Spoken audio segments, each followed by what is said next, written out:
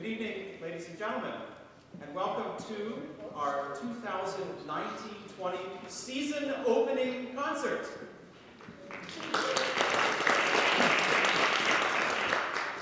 My name is Justin Raffa, and I'm starting my 12th season as the artistic director of the organization, and I will serve as tonight's conductor for the program.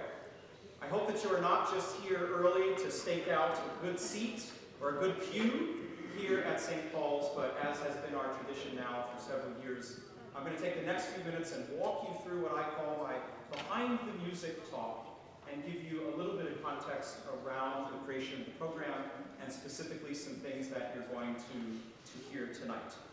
I invite you, of course, at your leisure to peruse our program, where you see on the program page all the pieces that we'll be performing and the composers and the dates if you're interested in historical reference.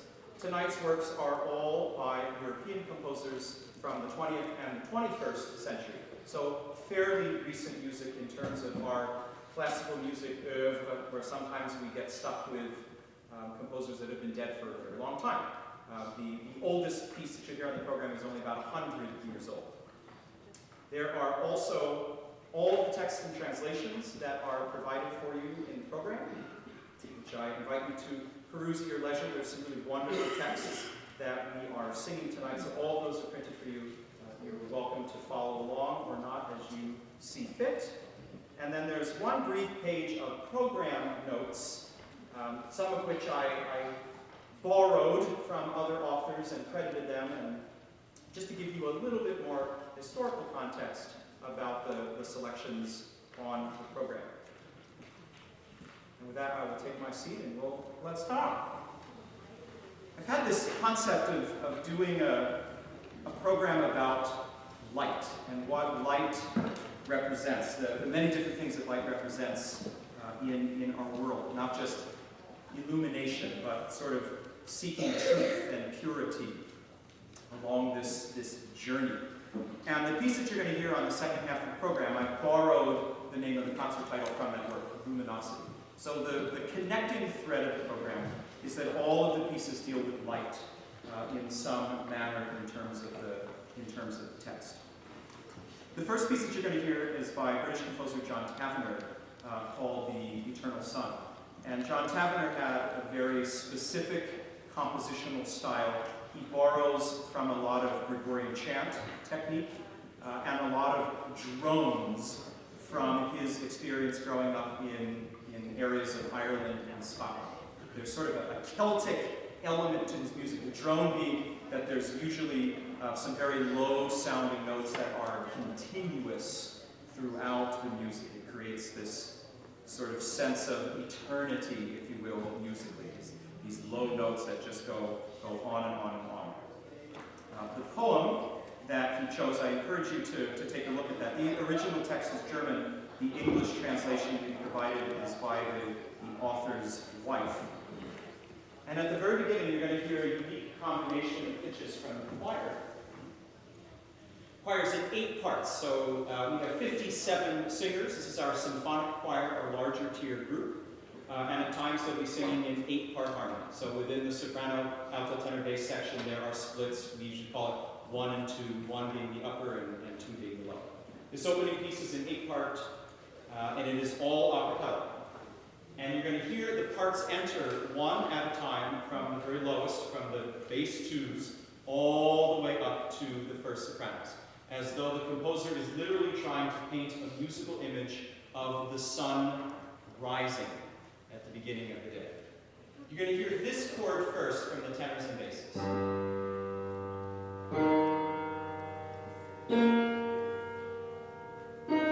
Those are the first 4 notes that you'll hear. It's an E-flat major chord, beautiful, easy to listen to, with basses on the 3rd of the scale. Then sopranos and altos are going to come in on this chord.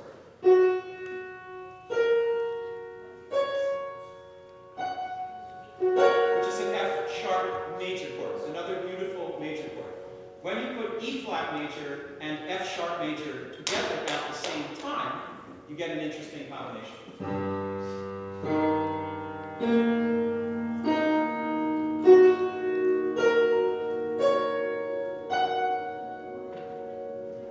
So there's a certain dissonant element that has a lot of beauty to me, and then it will resolve. And then the first half of this, the choir sings almost one chord per bar. It's very elongated music making. And they're singing full dynamic. In this opening crescendo of the chord I just played, they start soft, they gradually get louder, and then you're going to hear these huge 8-part chords linger, one measure at a time.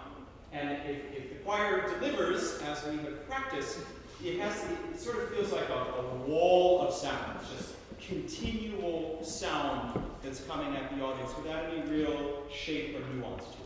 The composer marks in the score molto forte, continuously very loud throughout the whole section. And then that will relax, and there's a smaller section where the text changes. It's marked for a semi-chorus in the score, and members of our chamber choir will sing that. Their harmonic rate of change is faster. So instead of hearing one chord per measure, you'll hear 4 chords per bar. The harmonic rate of change will go faster. It will become a little denser. Halfway through, the choir starts over that same chord that I played through. But this time, it's all marked pianissimo, senza crescendo, no crescendo. And they do the exact same material from the opening with different text, but everything is to be as soft as possible. So there are very extreme dynamic contrasts that are presented. It's a very unique compositional style. And anytime if I didn't know any better, I went to a concert and I heard this kind of thing and my eyes closed, I go, that's got to be John Taylor. It's sort of his signature style, part of his compositional voice. So listen for 2 major chords that intersect each other at the very beginning and then resolve. The Eternal Sun. The second piece of the program is the oldest, a work by French composer Lily Boulanger. And Lily doesn't get a lot of play here in the United States. If any of you were at the Mid-Columbia Symphony concert back in January, seems like an eternity ago, I had the pleasure of serving as the guest conductor during Maestro Wallen's sabbatical. And one of the works that I programmed was by Lily Boulanger. I'm very interested in her writing, and there is a lot of energy right now in our industry about making sure that women are more represented on our concert programs. It has historically been a male-dominated industry in terms of composers and music that we're hearing, but there are some awesome women that are putting some great music, and not just in the past couple decades, but throughout history. So we want to make sure that they have a place on programming for classical music stages. So I'm happy to share Lily's piece with you. She died very young, in her early 20s. There's a little bit of material in the program notes that I invite you to read. She wrote this piece, Hymn to the Sun. She won a major compositional contest in Europe, and she beat all the big dogs of her day. She was the new kid on the block. Being a young woman, this is in the 1910s, to win such a prestigious international award really shook things up when the industry started to change. People were very surprised that she beat out some of her contemporaries. Paul Dukas, who wrote The Sorcerer's Apprentice, probably his most famous symphonic piece. All those people from that era all wanted to win that Prix de Rome, very prestigious prize, and Lily, a young woman, beat them all. It was quite extraordinary. This is the piece that she wrote to win that particular competition, and it's arguably her most famous choral work. It has a lot of French impressionistic elements to it in terms of the harmonic language. It is the only piece that will utilize the piano tonight. Part of our concert program, we're going to feature Benjamin Wally, who's our brand new principal accompanist this year. So Ben will play piano for you, which is his principal instrument, but then he'll also feature him on this beautiful authentic pipe organ, which is part of the reason why I like doing programs here at St. Paul's. One of the few real pipe organs in the Tri-Cities. It's a really glorious instrument. When you're listening to this piece, the choir will sing in French. The text and translations are provided to you. It's a secular text that she selected from an opera from 300 years before that no one really knows. But it's a pretty interesting text. And the whole construction of the piece is really driven by its harmonic language. So I've had to teach the choir to really listen and sing vertically. Think about up and down, the note of the chord they're singing,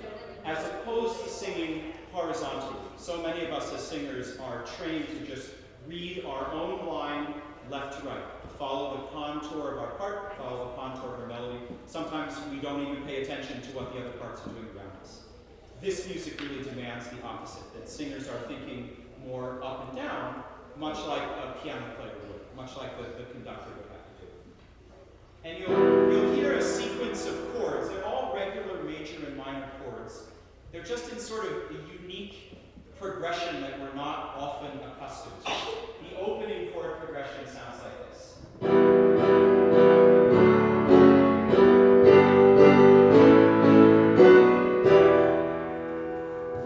So it's what we call planing. The piano player has the same shape and is just playing chords that are parallel to each other up and down the keyboard. They're all regular major minor chords, nothing dissonant or crazy. It's just the order, the sequence of some of those chords is not what we're accustomed to. Like this kind of progression. Sort of standard harmonic progression we're accustomed to. She does away with all of that. That's part of the impressionistic style of the 1910s and 1920s. So I'm very happy to have Lily Boulanger on our program. That's the oldest piece you'll hear. It's about 100 years old. I'm going to place this back up on my stand so I don't forget. I can not play it.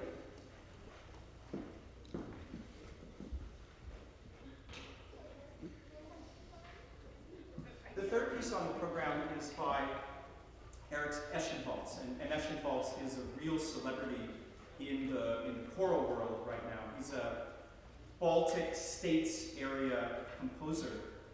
And part of his hallmark is that he's written a number of pieces for chorus with tuned water glasses. So if you look behind me, if you haven't already noticed, there's all these glasses with water. Wine glasses with water. What in the world is going on? And if you were here early, you might have seen some of the singers milling around, testing their glass, tuning it, making sure that their pitch is correct at the piano. So I'm really interested in this concept. It's very aesthetically pleasing to experience, visually and orally, to listen to the sound of these glasses being played, and just watching the singers have to maneuver all of it. When we don't hear a work for chorus and tuned water glasses very often. But this is part of the hallmark style of this particular composer. And so I'm really happy to introduce it to the choir and to you, our audience. There is a featured solo quartet that sings all of the text, and they'll be on the steps very close to me, 4 of our chamber choir singers. And they will sing all of the words by Pauline Peterson. Pauline was one of Oregon State's poet laureates in fairly recent history. The choir really serves as the accompaniment on this piece. They're mostly humming, they're occasionally oohing and ahhing, but the choir does not sing any words. All the text is sung by the quartet, and the rest of the choir serves as their backup, almost as though they were the organ or string section or some kind of sustained element. And then at about halfway through the piece, you'll hear them begin to play these tuned glasses. And it is a B-flat major scale. It is the first 6 notes of the B-flat major scale that are played in sequence. So you will hear a series of this as the choir continues to sing. You hear the first note come in and it will continue to sound. And then the next note will come in, the third, the fourth, the fifth, and then the 6th. So eventually you'll hear this aura of all 6 of those notes sounding together. And it's a really beautiful, moving combination. And then at the very end, the singers cut out and you just get to hear that sound of the glasses for a moment before they stop. I've never had to teach people pitched water playing technique before. If you've ever played around with wine glass, you have to wet the edge of the lip. You have to make sure you have the right kind of crystal. If the lip of the glass is too thick, it doesn't work. So we have some wonderful Regal glasses that we're featuring in our collection tonight. Very cool piece, and I've never done any of Eschenwald's music. I thought this is a good one. Show people this whole tuned water glass concept. The last piece on the program by living British composer Jonathan Duff, Seek Him That Maketh the 7 Stars. I first sang this as a chorister myself a number of years ago and I really fell in love with the piece. This is the first time that you'll hear the organ on the program. Ben will move from the piano to the organ.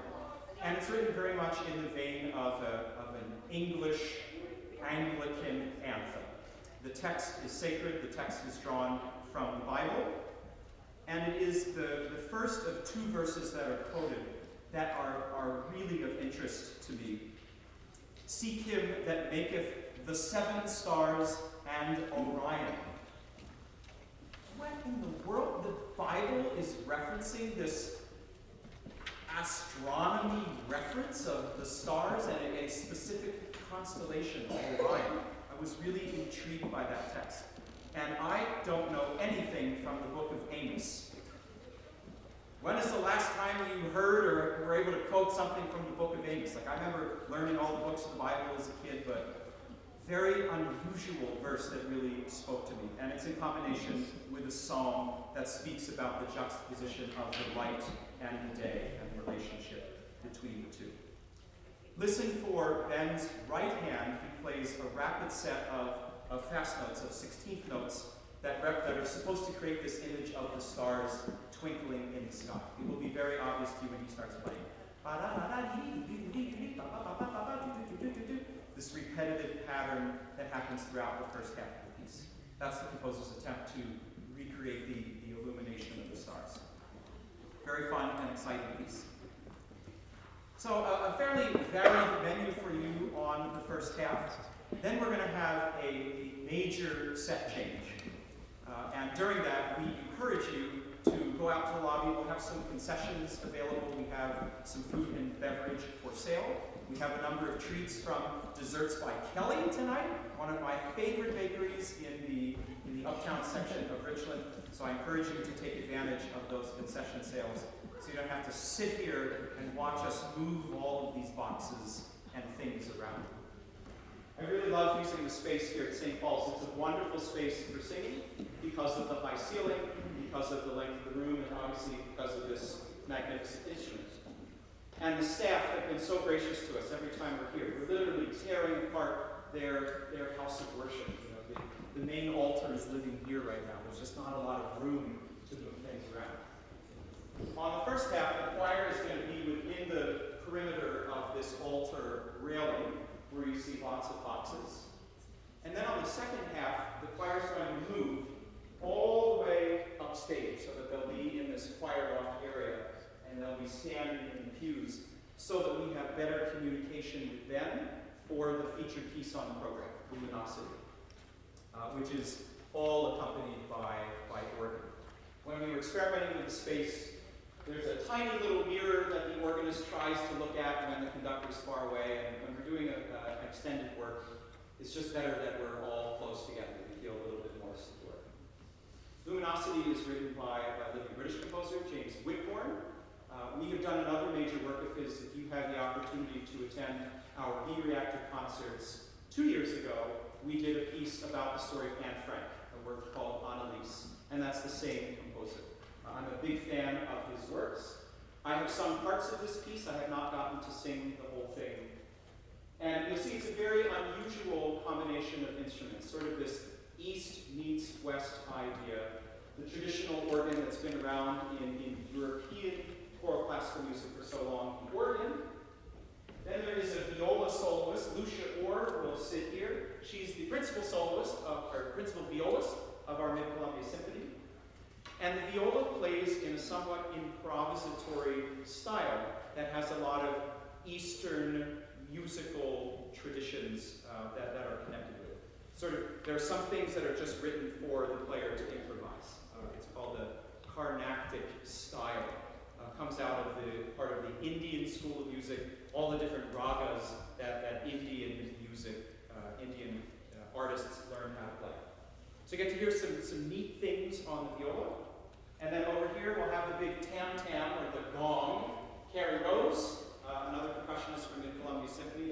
The first time she plays will probably be very startling to you, which is the whole idea. She's going to come crashing in at a very big, loud moment early on in the piece. But probably one of the coolest and most unique elements of the program is the gentleman that's going to be seated here, playing a very tall instrument that's called the tanpora. And The tanpora is a music of the Eastern tradition. It's quite large. It's made out of a board. And Ravi, who is our artist playing this piece, has come all the way over from Seattle to share with us. I had to go far to find a trained tanpora player. And the main thing that he will play throughout the piece is another drone element, very similar to the drones that you'll hear in the opening piece by John Tapper. There are just 2 pitches that the tanpora will play throughout the whole piece. A D and an A. An open fifth. He'll play these pitches in a different non-rhythmic combination. It sort of sets up this aura of sound that then accompanies much of what we'll hear. It creates sort of, to me, a meditative Zen-like state when you have those drone instruments that just continue to play as though they would just play for eternity. And then the organ will also join in sustaining some of that drone affect.